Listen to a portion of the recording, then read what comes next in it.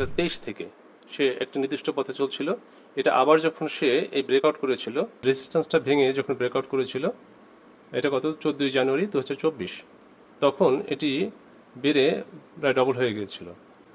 আবার যখন এই পথে সে চলছিল, চলার পরে এই রিসেন্ট যেটা দেখা গেল যে সেটি আবার এখানে এই মানবজু ক্যান্ডেলের মাধ্যমে এটা যখন ব্রেকআউট করে, তখন সে দাম কিন্তু দ্রুত বেড়ে যাচ্ছে। আসসালামু আলাইকুম ডিয়ার ভিউয়ার্স, আশা করি সবাই ভালো আছেন। ধরুন আপনি একটি রাস্তা দিয়ে হাঁটছেন, সামনে মোড়ে সবসময় গাড়ি বাঁদিকে যায়। আপনি যদি এই গতিটাকে আগে থেকেই জানেন, তাহলে নিশ্চয়ই আপনি অ্যাক্সিডেন্ট থেকে বেঁচে যাবেন, আপনার সময়ও বেঁচে যাবে। তেমনি শেয়ার মার্কেটে যদি আপনি ট্রেন্ডকে বুঝতে পারেন, তাহলে আপনি সম্ভাব্য ক্ষতি থেকে বাঁচতে পারবেন এবং লাভ করা অনেক সহজ হবে। ডিয়ার ভিউয়ার্স, শেয়ার মার্কেট থেকে লাভ করার রহস্যটা খুবই সহজ। মার্কেট প্রাইস সবসময় একটা গল্প বলে, সেই গল্পটা পড়তে জানতে হয়। আর এই গল্প পড়ার নামই হচ্ছে টেকনিক্যাল অ্যানালাইসিস। আজকে আমাদের আলোচনার বিষয় হলো টেকনিক্যাল অ্যানালাইসিস। টেকনিক্যাল অ্যানালাইসিস একটি ব্রড বিষয়। এই বিষয়টা আমি ধাপে ধাপে আলোচনা করব। আপনারা আশা করি আমাকে লাইক এবং সাবস্ক্রাইব করে আমার চ্যানেলের সাথে যুক্ত থাকবেন। টেকনিক্যাল অ্যানালাইসিস সম্পর্কে যদি সঠিকভাবে জানতে পারি, তাহলে আমরা শেয়ার মার্কেটের যে ভয় সেটা কাটাতে পারবো এবং লাভ করা আমাদের জন্য সহজ হবে। এলোপাথারিভাবে টেকনিক্যাল অ্যানালাইসিস শিখলে আপনি যে কোনো একটা ইন্ডিকেটরকে যদি বেছে নেন, তাহলে দেখা যাবে যে লস করতেছেন। সুতরাং প্রকৃতভাবে ইন্ডিকেটরটা দিয়ে কী মিন করে সেটা জানা এবং টেকনিক্যাল অ্যানালাইসিসের মূল বেসিকগুলোকে যদি আমরা আয়ত্ত করতে পারি, তাহলে এখান থেকে সঠিক সিদ্ধান্ত আমাদের জন্য নেওয়া সহজ হবে। তাই আশা করি আপনারা ভিডিওটি একদম শেষ পর্যন্ত দেখবেন। তাহলে আসুন শুরু করা যাক। শেয়ার বাজারে অনেকেই ঢোকে, কিন্তু লাভ করতে পারে না কেন জানেন? কারণ তারা চার্ট বুঝতে পারে না, তারা ভাগ্যের উপর নির্ভর করে বসে থাকে। কিন্তু একটা গোপন হাতিয়ার রয়েছে, যেটা দিয়ে ওয়ারেন বাফেটের মতো বিনিয়োগকারীরাও মার্কেটে এন্ট্রি এবং এক্সিট ঠিক করেছিলেন। সেই হাতেরই হলো আসলে টেকনিক্যাল অ্যানালাইসিস। আজকে এই ভিডিওতে আমরা জানব টেকনিক্যাল অ্যানালাইসিস আসলে কী, কীভাবে কাজ করে, আর এটা দিয়ে আসলেই টাকা বানানো যায় কিনা। টেকনিক্যাল অ্যানালাইসিস মানে হলো প্রাইস চার্ট আর ভলিউম ডেটা দেখে শেয়ার মার্কেটের ভবিষ্যৎ দিক অনুমান করা। অর্থাৎ প্রাইস চার্ট এবং ভলিউম ডেটা, এই দুইটা বিষয়কে দেখে আমরা ভবিষ্যতের গতিবিধি সম্পর্কে একটা অনুমান করার পদ্ধতি। অর্থাৎ আমরা অ্যানালাইজ করব দুইটা জিনিস, একটা প্রাইস চার্ট আর একটা ভলিউম ডেটা। এই দুইটা থেকে আমরা এটাকে অ্যানালাইজ করব। এটা কোম্পানির হিসাব নিকাশ, যেমন ফান্ডামেন্টাল ডেটা দেখে নয়, বরং বাজারের ডিমান্ড সাপ্লাই, মানুষের সাইকোলজি বুঝে কাজ করে। অর্থাৎ এখানে দুইটা জিনিসকে প্রাধান্য দেওয়া হয় টেকনিক্যাল অ্যানালাইসিসে। একটা হচ্ছে মার্কেটের ডিমান্ড সাপ্লাই, আর একটা হচ্ছে মানুষের সাইকোলজি। সুতরাং ফান্ডামেন্টাল ডাটার মতো আমাদের একটা কোম্পানির গ্রোথ ইত্যাদি বিষয়গুলো তথ্য পরিবর্তে আমরা মূলত এই চারটা বিষয়কে প্রাধান্য দেব। সহজভাবে বললে, চার্টে যা ঘটেছে সেটা ভবিষ্যতে আবার ঘটার সম্ভাবনা আছে। অর্থাৎ চার্টে একবার যেটা ঘটেছে, ভবিষ্যতে সেটা আবার ঘটতে পারে। এরকম একটা স্পেকুলেশন থেকেই মূলত আমরা ভবিষ্যতে ধারণা করি যে এই শেয়ারটা এত বাড়তে পারে বা কমতে পারে। সহজভাবে বোঝানোর জন্য একটা উদাহরণ দিতে পারি এখানে।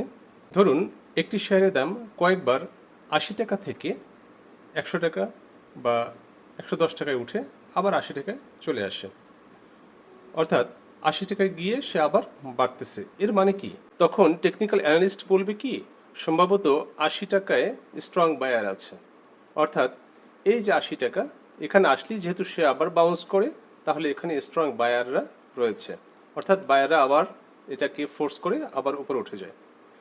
এখানে তারা অনেক বায়াররা বাই দেয়, আবার উপরে উঠে যায়।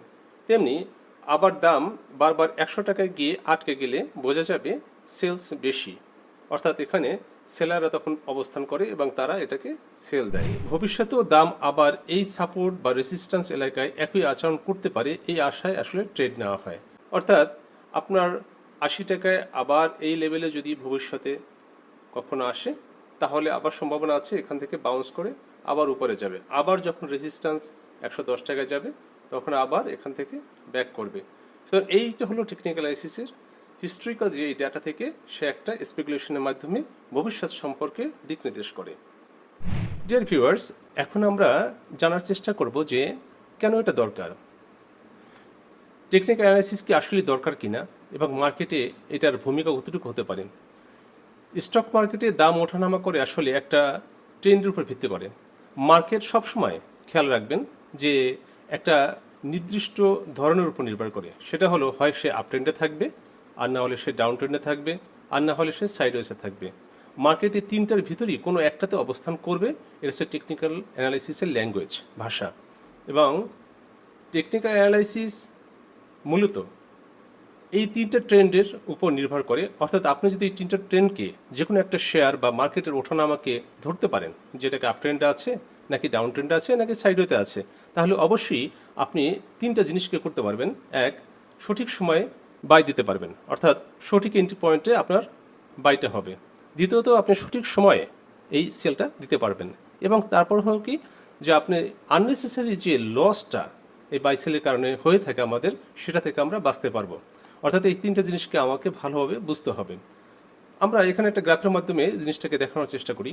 এখানে এই যে প্রাইস উপরে যাচ্ছে আবার নিচে আসতেছে, উপরে যাচ্ছে, অর্থাৎ এখানে উপরে যখন যায় সে হায়ার হাই তৈরি করে, এবং আবার যখন নিচে আসে তখন সে হায়ার লো তৈরি করে। অর্থাৎ সে আছে আপ ট্রেন্ডে, সে উপরে গিয়ে হায়ার হাই এবং হায়ার লো, এভাবে করে করে সে উপরে যাচ্ছে, এটাকে আমরা বলবো আপ ট্রেন্ড। তেমনিভাবে আমরা ডাউন ট্রেন্ড যদি দেখি, ডাউন ট্রেন্ডের ক্ষেত্রে এখানে হায়ার হাই যেরকম আগে করেছে, এখানে করেছে লোয়ার হাই। অর্থাৎ যখন সে নিচে থেকে উপরে ওঠে তখন সে লোয়ার হাই তৈরি করে, আর যখন নিচে নামে, যখন এই পোর্শনে নামে, তখন সেটা হয় lower low. Lower high lower low করতে করতে সে নিচের দিকে চলে আসে, এটাকে বলা হয় ডাউন ট্রেন্ড। এবং যেটা হচ্ছে যে একটা শেয়ার গিয়ে যখন কোনো ট্রেন্ড, এই দুই ট্রেন্ডের মধ্যবর্তী একটা স্থানে যখন এরকম চলতে থাকে, তখন সেটা হয় সাইডওয়েজ। সুতরাং এই তিনটে ট্রেন্ডের যে কোনো একটা ট্রেন্ড যদি আপনি সঠিক সময় ধরতে পারেন, তাহলে ওই শেয়ারটা সম্পর্কে আপনি সঠিক সময় বাই সেল করে আপনি আপনার লস থেকে বাঁচতে পারবেন। সুতরাং এই জিনিসটি আমরা টেকনিক্যাল অ্যানালাইসিসে শিখব। ডিয়ার ভিউয়ার্স, সবচেয়ে গুরুত্বপূর্ণ যে বিষয়টা হয়েছে যে আমাদের টেকনিক্যাল অ্যানালাইসিসের সমস্ত জ্ঞানকে যদি এক করা হয়, তাহলে আমি এ যাবৎ আমার অভিজ্ঞতা থেকে আমি দীর্ঘ সময় ধরে শেয়ার মার্কেটের সাথে যুক্ত আছি, এবং এখানে সমস্ত অভিজ্ঞতাকে আমি টেকনিক্যাল অ্যানালাইসিসের যত পড়াশোনা হয় এগুলোকে তিনটে মূলনীতির মধ্যে আনার চেষ্টা করেছি। তার মধ্যে একটা হচ্ছে মার্কেট ডিসকাউন্টস এভরিথিং। এটা হচ্ছে কথাটা যে যত খবর গুজব বা ইনসাইড নিউজ সব প্রাইসে আগে থেকে ধরা পড়ে। অর্থাৎ এই বিষয়গুলো আপনি প্রাইস দেখি আগে থেকে বুঝতে পারবেন। একটা উদাহরণ দেওয়া যাক, 2024 সালে রেনেটা এর একটি নতুন ওষুধ অনুমোদনের খবর আসার আগে থেকেই শেয়ার প্রাইস ধীরে ধীরে বাড়ছিল। অনুমোদনের খবর অফিসিয়ালি প্রকাশের দিন থেকেই অনেক লোক সেটা কিনতে দৌড় দেয়, কিন্তু তখন প্রাইস ইতিমধ্যে প্রায় উঁচুতেই চলে গেছে। এখানে মনে রাখবেন, খবর মার্কেটে আসার আগেই প্রাইসে কিন্তু ধরা পড়ে। 2 নম্বর মূলনীতিটা যদি আমরা দেখি, প্রাইস মুভস ইন ট্রেন্ডস। দাম কখনো এলোমেলোভাবে চলে না, সবসময় একটা ট্রেন্ডে চলে। একটা উদাহরণ দেওয়া যাক, 2023 সালে বিকন ফার্মা ধারাবাহিকভাবে আপ ট্রেন্ডে ছিল। কয়েক সপ্তাহ ধরে দাম প্রতিদিন প্রায় বাড়ছিল। অনেক নতুন বিনিয়োগকারী ভাবছিল যে আজ তো অনেক বেড়ে গেছে, কাল হয়তো বা নামতে পারে। কিন্তু ট্রেন্ড চলতে থাকে, এবং যারা আগেভাগে বুঝে ট্রেন্ড সাথে ছিল, ওই ট্রেন্ডের সাথে তারা চলছিল এবং বাইসেল করছিল, তারাই কিন্তু বেশি লাভবান হয়েছে। অর্থাৎ সহজ এক ভাষায় আমরা এক কথায় বলতে পারি যে ট্রেন্ডের সাথে চলা মানেই হলো সফল বিনিয়োগ। 3 নম্বর যে মূলনীতিটা সম্পর্কে বলবো, সেটা হচ্ছে হিস্ট্রি রিপিটস ইটসেলফ। এই জিনিসটি মূলত আমরা অ্যানালাইসিস করি, সমস্ত অ্যানালিস্টরা এই যে হিস্ট্রি অ্যানালাইসিস করি মূলত বিভিন্ন ধরনের আঁকাজোকা করে আপনাকে ভবিষ্যৎ সম্পর্কে একটা আইডিয়া দিয়ে থাকে। তাহলে এই হিস্ট্রিটা সম্পর্কে আমরা যেমন একটা এক্সাম্পল দিই, 2019 সালে ওরিয়ন ফার্মা একটি calf and handle chart pattern দিয়ে চলছিল, এবং এই প্যাটার্নে সে বড় একটা জাম্প দেয়।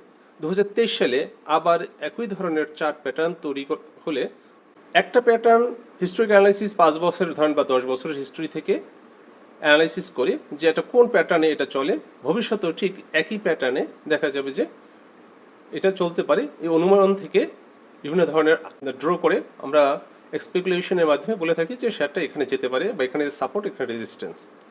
সহজ কথা বললে যে পুরনো প্যাটার্ন আবারও কাজ করছে, কারণ মানুষের ভীতি আর লোভ সবসময় একইভাবে কাজ করে। ডিয়ার ভিউয়ার্স, এখন আমরা গুরুত্বপূর্ণ একটা বিষয় আলোচনা করব, সেটা হচ্ছে কোন ধরনের টুল আমরা ব্যবহার করে থাকি। এখন শেয়ার মার্কেট টেকনিক্যাল অ্যানালাইসিসে আমাদের দেশে বা ইন্টারন্যাশনালি অনেক ধরনের টুল ব্যবহার করা হয়। সবগুলা আমাদের এই ডিএসসিতে অ্যাপ্লিকেবল কিনা সেটাও বিবেচ্য বিষয়। তবে যে ইন্ডিকেটর বিষয়গুলো এখানে সবচেয়ে বেশি ব্যবহৃত হয় সেগুলো আমি এখানে তুলে ধরার চেষ্টা করেছি।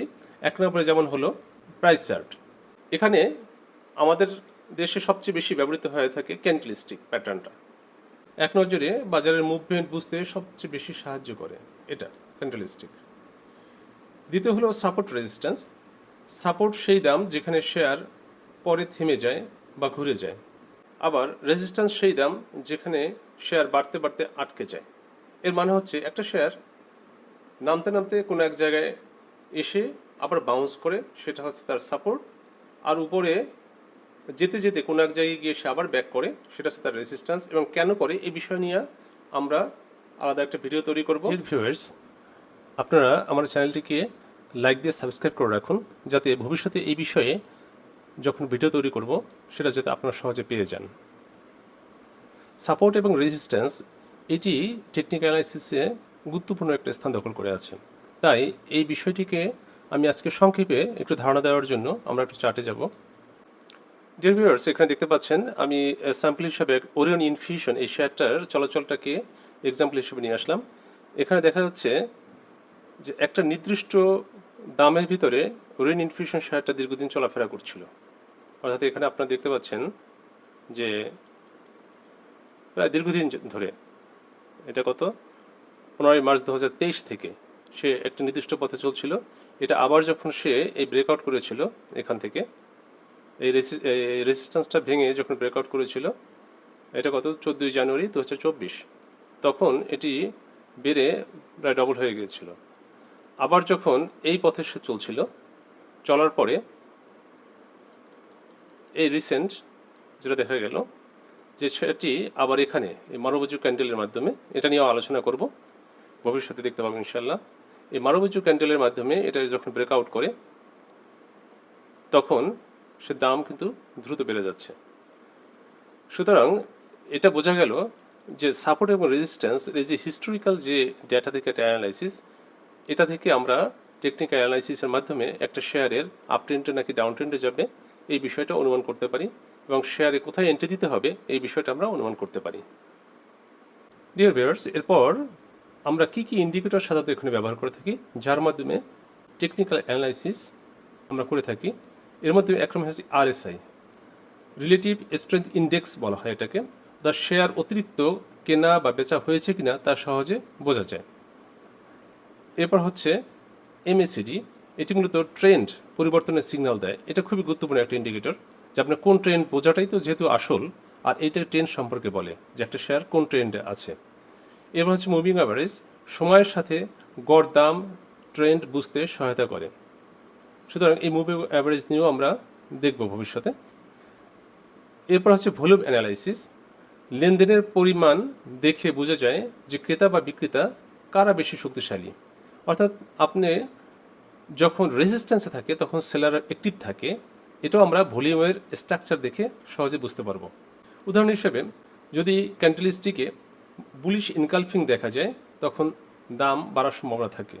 অর্থাৎ আরএসআই যদি 30-এর নিচে যায় তখন দেখা যাবে যে সেটা ওভারসোল্ড অবস্থায় থাকে। এটাকে বোঝানোর জন্য আপনাদের চার্টে একটু নিয়ে যাই সংক্ষেপে। সেটা হচ্ছে এখানে আমরা আরএসআই দেখতে পাচ্ছি। আরএসআই এখানে 70, অর্থাৎ 30 থেকে 70 মধ্যে সাধারণত ওঠানামা করে। যখন 30-তে সে যায় তখন সেটা ওভারসোল্ড অবস্থা থাকে, এবং যদি 70 পার করে বা 70 পর্যন্ত যায় তখন এটা ধরা হয় ওভারবট। যখন এটা ওভারসোল্ডে থাকে তখন আসলে বাই করার সিগন্যাল দেয় যে এখানে বাই করা উচিত, তাহলে নিরাপদ, আর ওভারসোল্ডে গেলে সেল করার ইঙ্গিত দেয়। এভাবে ধরেন এমএসিডিটা আছে, এমএসিডি, এখানেও এমএসিডি সম্পর্কে আমি আলোচনা করব। সেই এমএসিডিতে দেখা যাচ্ছে যে এটি একটা ট্রেন্ড ধরে যে এখন এটি আপ ট্রেন্ডে আছে নাকি ডাউন ট্রেন্ডে আছে, যে দুটো রেখা, এই দুটো রেখা পরস্পরকে ছেদ করলে, এটা নিয়ে আলোচনা করব ভবিষ্যতে। তো এটা ডাউন ট্রেন্ডে আছে নাকি আপ ট্রেন্ডে আছে এই বিষয়টা আমরা এখান থেকেও সহজে বুঝতে পারবো। ডিয়ার ভিউয়ার্স, এবং সর্বশেষ আমরা যে বিষয়টা নিয়ে আলোচনা করব সেটা হচ্ছে টেকনিক্যাল অ্যানালাইসিস আসলে কারা ব্যবহার করে। আমরা জানি যে টেকনিক্যাল অ্যানালাইসিস মূলত হিস্টোরিক্যাল ডেটার উপরে ভবিষ্যৎ সম্পর্কে স্পেকুলেশন করে, হিউম্যান সাইকোলজির উপরে ভিত্তি করে। তাই এখানে দেখা যায় ম্যাক্সিমাম শর্ট টার্ম ট্রেডাররাই সাধারণত দ্রুত বাই সেল করার জন্য এটাকে ব্যবহার করে থাকে। এছাড়াও সুইং ট্রেডার যারা আছে, 1-2 সপ্তাহে যারা প্রফিট চায়, এমন ট্রেডাররাও এটাকে ভালো পরিমাণ ব্যবহার করে থাকেন। আর লং টার্ম ইনভেস্টররাও এটাকে ব্যবহার করে থাকেন, কারণ তারা একটা ভালো শেয়ারকে ফান্ডামেন্টাল অ্যানালাইসিসের মাধ্যমে বাছাই ঠিকই করেন, কিন্তু তারা কখন কিনবেন, দেখা যায় যে একটা শেয়ার অনেক দূর বেড়ে গেছে, কিন্তু সেটা নিঃসন্দেহে ভালো শেয়ার, ভালো কোম্পানি, কিন্তু এমন একটা জায়গায় বাই দিল যেটা ওখান থেকে সে দেখা যাবে ডাউন ট্রেন্ডে চলে যাবে। অর্থাৎ সেটা অনেক বেড়েছে, এখন সে হয়তোবা কারেকশন হবে বা কমবে, তারপর আবার কোনো এক সময় বাড়বে। তো আপনি যদি অনেক বাড়ার পরে এন্ট্রি দেন, তাহলে তো আপনি আলটিমেটলি ওই সময়ের জন্য লস হবে। এই জন্য লং টার্ম ইনভেস্টররাও টেকনিক্যাল অ্যানালাইসিসকে ব্যবহার করে যে সঠিক সময়ে প্রফিট ম্যাক্সিমাইজেশনের জন্য কোন পয়েন্টে আমাকে এন্ট্রি দেওয়া উচিত, ঠিক ওই পয়েন্টে এন্ট্রি দেওয়ার জন্য টেকনিক্যাল অ্যানালাইসিসের ব্যবহার করে থাকেন, যেমন ওয়ারেন বাফেটও ব্যবহার করেছেন। ডিয়ার ভিউয়ার্স, তাহলে একটা জিনিস আমাদেরকে মনে রাখতে হবে, টেকনিক্যাল অ্যানালাইসিস হলো শেয়ার মার্কেটে টাকা বাড়ানোর একটা হাতিয়ার, কিন্তু এটাকে জাদু ভাবার দরকার নেই। এটা হলো আপনার চোখের চশমা, যেটা দিয়ে বাজারকে পরিষ্কারভাবে দেখা যায়। ডিয়ার ভিউয়ার্স, আজকের ভিডিওটা যদি আপনার কাজে লাগে তাহলে অবশ্যই লাইক দিবেন এবং আপনাদের বন্ধুবান্ধবদের সাথে অবশ্যই এটা শেয়ার করবেন, এবং আরও আমি সুন্দর সুন্দর ভিডিও তৈরি করব। এর সাথে যদি আপনারা থাকেন তাহলে অবশ্যই আমার চ্যানেলটাকে সাবস্ক্রাইব করবেন। টেকনিক্যাল অ্যানালাইসিস একটা ব্রড বিষয়, সারা বিশ্বেই টেকনিক্যাল অ্যানালাইসিস ব্যবহার করা হয়, তাই এটার মূল বিষয়টাকে আপনাদের জানতে হবে। যদি কোনো কারণে আপনার ভুল প্র্যাকটিস করেন বা ভুল সিদ্ধান্ত এদিকে তৈরি হয়, তাহলে আপনি শেয়ার মার্কেটে দ্রুত লুজার হবেন।